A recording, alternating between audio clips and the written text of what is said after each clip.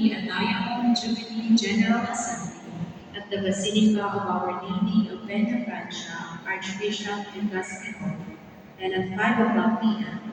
Everyone is invited to take part in the Anayaon Jubilee Mass at the Naga Metropolitan Cathedral. Thank you. May we also listen for some announcement by Sister Julie. Diyos Maria na pag-ipo sa Indo Kamatunan. Yes. Ako po si Sister Julie Hades, Missionary Sister Servants of the World. Ang samuyang kongregasyon, igwa pong karisma na magpalahibog kang barakay na bareta. Asinsaro sa mga paagi ini tapong misyonarya sa Laog ang panalangin na artikulo pwedeng makatabang sa sukuyang pagtugon. Sisi po sa Indo malilibisinan pagtulog sa banggi dahil sa masamang panaginip.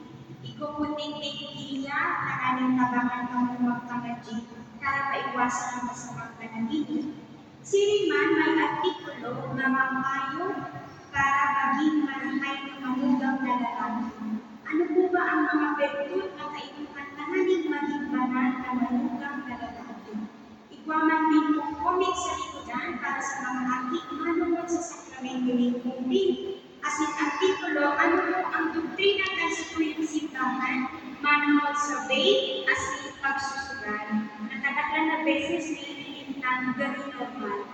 Lugod ang naya sa tini, makaabot sa inyong hanong. Ipopong donasyon 60 pesos, yaong kami sa luwas pagkatapos ng pizza. Diyos mawalos. Thank you so much, Sister Julie. We will support your ministry. Please all stand.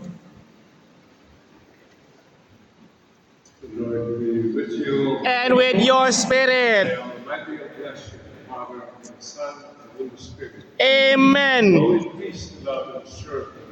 Thanks be to God. Viva la Virgen! Viva! Viva el Divino Rostro! Viva! Viva San Pedro and San Pablo! Viva!